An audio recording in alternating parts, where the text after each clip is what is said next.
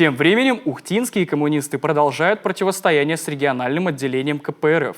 В группе «Красная лента Ухта» появилось видео, на котором бывший секретарь местного отделения Коммунистической партии Валерий Харченко вместе с Леонидом Ларичевым, секретарем ухтинского отделения общественного движения «За новый социализм», сжигают флаг. Свой поступок они объясняют, цитата, «борьбой с фашизацией республики».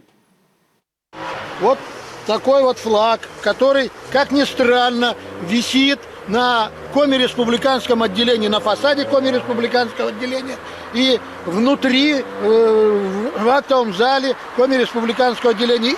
И везде он висит вот такой флаг, который символизирует непонятно что на сегодняшний день. Называют его якобы альтернативным. Альтернатива чему? Нам совершенно непонятно.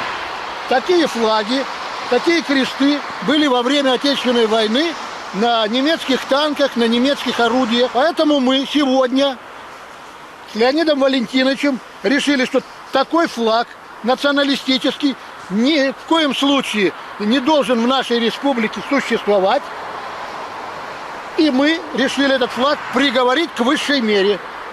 Сожжение. Сожжению. Сожжение, чтобы ни одна гадость не могла распространиться. Мы его сожжем и развеем пепел по ветру. Чтобы такое же произошло со всеми остальными флагами, которые нацелены на фашизацию в нашей республике.